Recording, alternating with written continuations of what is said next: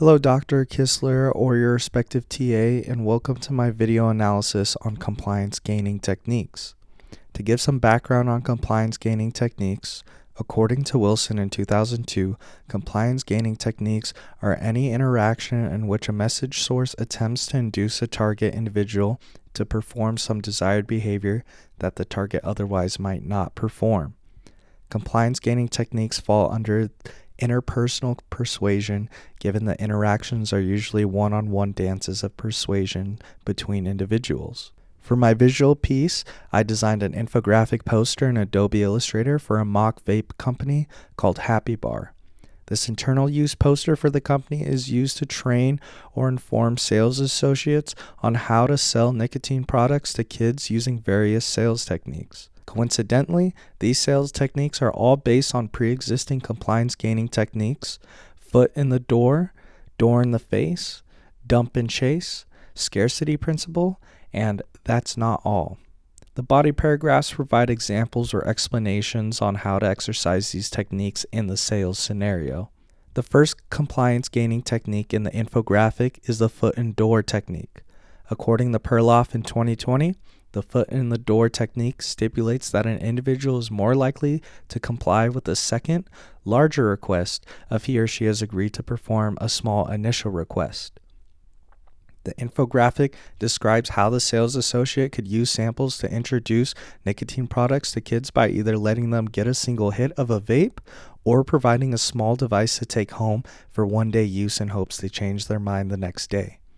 Not only will this work from a physiological standpoint because it would kickstart a nicotine craving, but according to Perloff in 2020, after accepting the sample, they may feel a need to go further along with the purchase as if they now owe the sales associate. And it could also rely on people's needs to be nice and accept such gestures, and thus they are more likely to try the product. The second compliance gaining technique on display in the infographic is the door in the face technique. According to Perloff in 2020, the door in the face technique is exactly the opposite of foot in the door. Door in the face begins with a large request and scales down to an appropriately modest request. The infographic recommends a sales associate carries a slightly burned pack of cigarettes on them to offer initially, which will be followed by an offer of our vape products.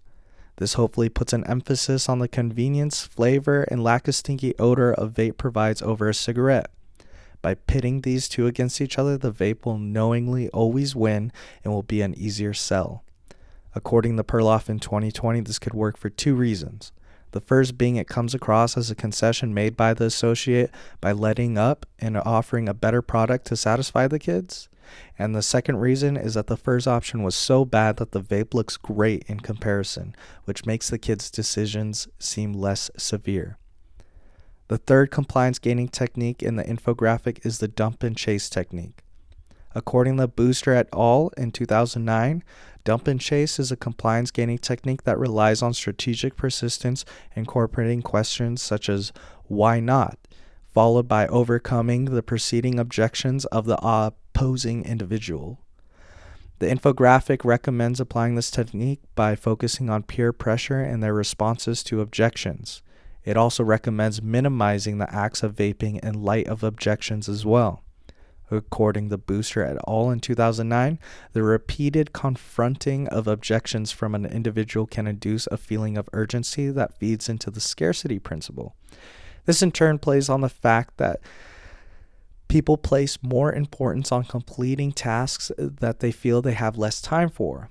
The downplaying of the consuming the nicotine plays into the ability to create cognitive dissonance in individuals by minimizing barriers or concerns raised by the kids. The fourth compliance gaining technique is based on the scarcity principle. According to Nicholson in 2018, the scarcity principle plays off the idea that something is in limited supply, available for a short time, or unique to entice an individual. The infographic recommends the associate plays off of the naive nature of kids, reminding them that you may run out of products to sell them, or inform them that this may be your last time visiting the playground, when in fact neither are true. According to Nicholson in 2018, this plays off of two common techniques: to feign high demand when there's not, and to place an arbitrary deadline. Both of these hope to instill urgency into kids for rash decision making.